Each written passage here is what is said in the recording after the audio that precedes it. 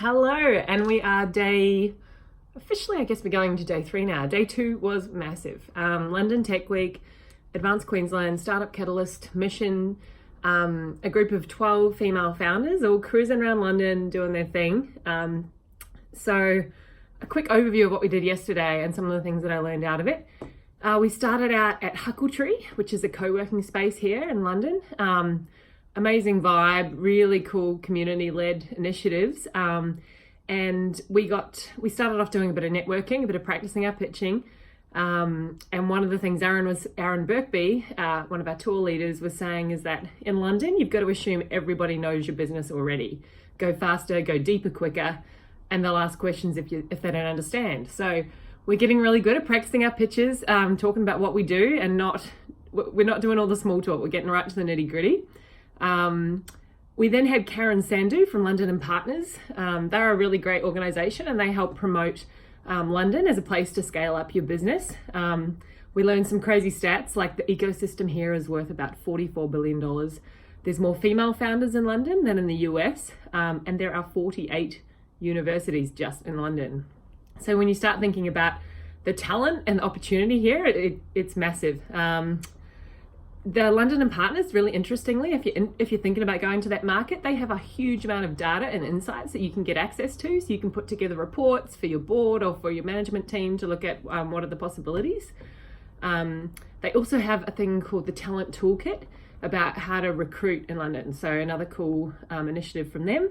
Then we had David Uri from the Berlin landing pad, similar to what we did in Singapore landing pad, where they give you a space and connections for about 3 months when you move into these markets. Berlin was very focused on companies that are ready to scale up. We heard scale up so many times yesterday. And so scale up is, instead of startup, where you're very early stage, scale up is that point where you've got traction, where you're ready to grow. I think they said that you had to have double-digit growth at that point. And you need to be going from sort of 10 employees to 100. You're making that big transition. So Berlin was really good for that. Next up was my highlight of the day, Chris Milligan from Adepto. He was on Startup Catalyst 3 years before us. He has now led his business Adepto, which is a recruitment platform, a total talent solution, to some pretty amazing places. They have some great customer base now in the US and the UK. And he talked about setting up his organization there, and he had his product and development based back in Australia, and then he had his sales teams in the UK, which is very similar to what we're doing with CodeBots at the moment, and some of the tensions and the time zones, and it was really cool to hear. He also talked about some of the EIS tax relief that they've been able to access. And the bit for me was he has a real bent on the future of work, and he's built thought leadership around this. And I asked him about the role of a founder and how do you balance that idea of pushing ahead and setting an agenda and talking about the ideas that you have as well as running the business. And he said, it's our job not just to run the company, not what it is today. You have to take people on the journey of the future that you're building. And so that really resonated with me. Then we rushed and ran and got the tube and got lost. We went to Google. We met Tamsin Taylor, another Aussie, who is the head of, let me just check her title. She is the head of apps, games, and business development. And she talked about how top developers launch games and how that sort of thinking can be applied to startups. There was a real focus on continuous evaluation for Android games, and they test now in maybe up to 5 different markets when they put a game out there, and they're not afraid to just pull it if it's not having the metrics aren't coming back positive. The next event was all about scaling up in the UK, more scale up. It was all very formal, quite English. The opening speaker, Jules Chappell, she referred to the ever so slightly soggy London weather, and we were just dripping wet. It was like a blizzard getting there. And so we've got like umbrellas inside out, and she's just like, oh, slightly soggy. Anyway, we had a lot of speakers, a lot that I hadn't heard of. There was Jeremy Sanders from Oyo, India's largest hospitality company. And then they had Chelsea Chen from Emotech.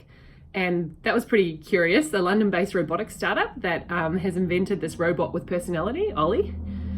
And they really focused on asking them why did they set up their businesses in the UK. And for them, they spoke a lot to the talent, you know, with 48 universities, with such a unique diversity, like the types of people that you have mixing here, it's such a melting pot. And that was pretty exciting. And they said, with all of those different perspectives, you actually have an opportunity to build a world-leading, globally accepted product out of London, which was kind of a cool perspective, I thought. There was also talk about this amazing Tier 1 exceptional talent visa. So Chris Milligan had got his visa this way because it can be a challenge, you know, getting to the UK, and it gets you an up to 5-year visa that can lead to residency, and you don't have to be sponsored by a company. So one to look into. We then got advice from a banker, a recruiter, and an immigration lawyer, which sounds like a really bad joke, but it was actually quite helpful. Although the joke came later when they started talking about Brexit. My God, that's still quite the mess, but it's almost like the elephant in the room. It's like, we got to get on with business. Let's just see what happens. But we got a little bit of advice on Brexit. I won't dig into that now. Then it was time for a walk along the Thames. We got blown away at the Tower of London, London Bridge, did a few touristy shots, and then we went to the pub, as you do, and you walk in and it's like, you know, cold outside, and you got all like the warm coziness of the English pub, and we had a few beers and we talked about everything we'd learned. I got to meet Adam Reid, who is the Executive Director of Industry and Innovation for South Australia. Learned a lot about what they're doing down there. We've got a West Australia delegation with us. We've got people from Victoria. So there's a real mix of people on the trip. And Daniel Rehana, he is with ACS, the Australian Computer Society, and they've just recently bought River City Labs, Startup Catalyst, the trip that I'm on. And they are reinventing themselves. They're a 52-year-old organization with a huge member base and some cool plans. So it was quite cool to learn about that. And then we had dinner at Shakespeare's Globe. Like, you know, how London do you get? There were 40 of us, and then there was about 50 invited guests. So the 3 streams, the female founders, the policy and innovation makers, and the general startup stream. And so in these 50 guests, it was quite amazing, the people I bumped into. I saw Prash Lagasetti, who was, I met a few years ago. He was part of the Hot Desk Queensland program. He now is an innovation lead at Plexel. I got to see Sanoop Luke, who, if you know me from my CEA days, we met Sanoop. He was looking after content partnerships and launched some YouTube initiatives here in Queensland. Mark B. Johnston, entrepreneur in residence, he came to Queensland for an accelerator program. He was there. And I got to see my team members, Declan and Lee. So that was pretty exciting to have them kind of connect up with what we were doing there. So many other people. I mean, there was Brodie McCulloch, who runs Space Cubed out of West Australia, which is a really great co-working space. And he has built this community. He's really focused on community, a little like myself, but he has built an app which allows you to activate and supercharge a community using VR and different activation techniques actually in a space. Michael Lee Page, had a good chat with him. He is like dealing with space junk. He pulls out this 3D printed model of what he was building, this crazy spinning, little bit beyond me. But you know, he's trying to come up with a way to kind of make space junk slow down so that it drops back into the atmosphere and burns up. So yeah, so many crazy things going on. I think that's most of my notes from today. It's not everything.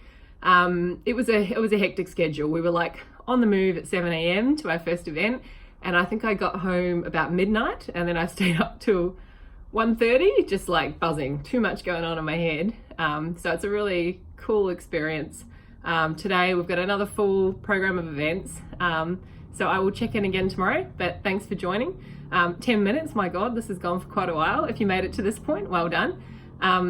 Loving the team back home. Hi CodeBots, Workmouse, Rogue 2. Hi Mom, everyone. This is a cool experience to be here. So if you ever get the opportunity, I say take it, and I will have some more for you tomorrow. See ya.